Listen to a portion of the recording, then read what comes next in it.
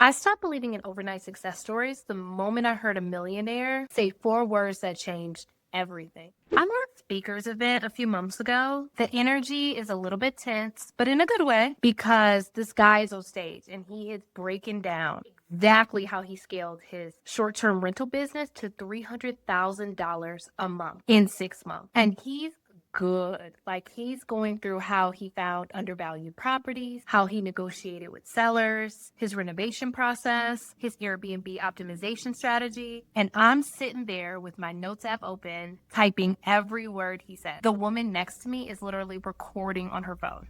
And then about maybe 20 minutes in, he's explaining how he got his first property with creative financing. He casually drops, yeah, my parents have been in real estate my entire life, so I just kind of knew the game. And I watched the energy in the room just shift.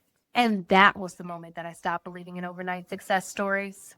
So let me be clear about something. I don't distrust success. I distrust compressed narratives. The kind that make it seem like someone started at zero when they absolutely did not start at zero. And once you start listening for this narrative, you literally hear it everywhere. Let me show you what I mean. So, example one, the influencer. I'm scrolling through Instagram and I see this girl's post. The caption says something like, I scaled a six-figure coaching business in 8 months, and you can too. And the comments are full of people asking, like, how did you do it so fast? What's the secret? So I do what any slightly obsessed person would do. I scroll all the way to the top of her account. And guess what I find? She was a licensed therapist for 7 years. She had a master's degree. She'd been working with clients for almost a decade before she ever posted this first coaching post. She didn't build this in 8 months. She transitioned in 8 months. And that's a massive difference. Example two, the career switcher. This one kind of goes something like, I taught myself to code and landed a $200,000 job in 6 months. Sounds incredible, right? And it is impressive. But scroll down. He already had a computer science degree. He worked in IT support for 3 years. He wasn't starting from scratch, y'all. He was switching lanes on a highway that he was already driving on. Example three, me. The third video I ever posted on YouTube hit 34,000 views. My third video. Now, I know what you're thinking. 34K isn't viral, but when your first 2 videos got maybe 150 views combined, when you're literally 3 videos into your YouTube journey, 34,000 feels like you struck gold. I distinctly remember I was refreshing my analytics every 5 minutes, just, watching that number climb. I was convinced I had cracked the YouTube code on the 3rd try. And I started writing this story in my head. Like, oh my God, I'm a natural at this. Video 3 did 34K. Video 4 is probably going to do 50K. By video 10, I'll be monetized, y'all. I'm 18 videos in now. And you know what my average views per video is? Like, if I take out that one big hit, probably around like 400. That third video wasn't skill. It was pure luck. The algorithm tested my content with a bigger audience one time. And I just happened to get lucky. But because it happened so early on, I spent the next 15 videos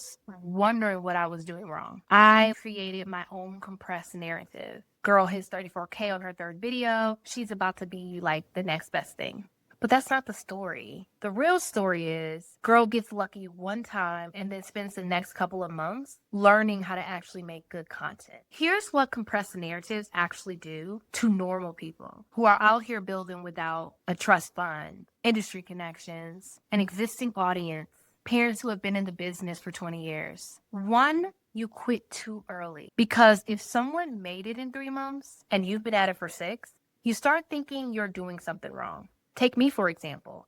I got 30K views on video 3. Do you know how messed up that is for your expectations? Every video after that felt like a failure. Video 7, video 10, video 15. None of them performed like video 3. I genuinely consider quitting multiple times because in my mind, maybe I had already peaked. 2, you chase speed over skill. You start obsessing over what made that one thing work. What did I do differently in video 3? Was it the thumbnail, the title, the topic? Should I just remake a version of video 3 over and over and over? And listen, I am not mad at analyzing your content, but there's a difference between learning and trying to re-engineer a fluke. 3, you stop trusting the process. When you get a win that early, consistency starts to feel like a move backwards. Because, like in my head, I'd already made it on video 3. So why was I still having to grind on video 12, video 15, video 18? But what if the grind is the process? What if that's exactly where I'm supposed to be? Let me give you a different framework. There are 3 timelines nobody talks about when they're selling you the dream. I call them the hidden timelines. Timeline 1, the skill timeline. This is how long it actually takes for you to get good at what you're doing. For YouTube, most people say it takes about 100 videos before you really find your voice. I'm at 18. I'm not even 20% of the way there. And yeah, I can feel myself getting better at this. My editing is cleaner, my hooks are stronger, I'm more comfortable on camera, but I'm still very much a beginner. If I had somehow gotten monetized after video 3 because of that one viral moment, I would have been trying to sustain something that I really didn't even understand yet. And that's the difference between a fluke and the foundation. I'm building the foundation right now. Videos 1 through 100 are my reps. Timeline 2, the trust timeline. This is how long it takes for people to actually trust you enough to subscribe, share, or even care. It's called the rule of 7 in marketing. Someone needs to see you roughly 7 times before they take action. That's not 7 days. That's 7 impressions, 7 videos, 7 moments where they go, okay, this person's legit. I only have 18 videos. Most people haven't even had the chance to see me 7 times. And the ones who saw video 3, most of them never come back because I didn't have enough content to keep them. You can't hack trust. It just takes time. Timeline 3, the algorithm timeline. Video 3 was the algorithm testing. It pushed my content to a bunch of people to see what would happen. Some watched, most didn't subscribe. And then the algorithm went, okay, interesting. Let me gather more data. With only 18 videos, YouTube is very much still trying to figure me out. Video 3 was just one data point. So here's what I trust now instead of overnight success stories. Boring signals. Like when someone DMs me to make a comment about a video, that's a signal. When I see the same username commenting on different videos, that's a signal. When analytics shows that people are watching 60% of my content rather than 20%, that's a signal. When I compare video 18 to video 3, and even though the views are lower, the quality is better, that's a signal. These aren't impressive, and they don't make a good Instagram caption, but they're real. Systems over sprints, y'all. I have planned my content out for months. I have a system for ideation, filming, editing, posting. It's not sexy by any means, but it's sustainable. And sustainability is actually what builds something long-term. I'm only 18 videos in. I'm not supposed to have it all figured out. I'm supposed to be learning, and I am. Every single video teaches me something. So if you're building something slowly, deliberately, without shortcuts or safety nets, you're not failing. You're actually in the group of people who built something long-lasting. The tortoise doesn't just beat the hare in the story. The tortoise is the only one who finishes the race. And I'm the tortoise, proudly. All right, y'all, that's it for me. I hope this resonated. And if it did, please like, comment, subscribe, and I will see you in the next one. Bye.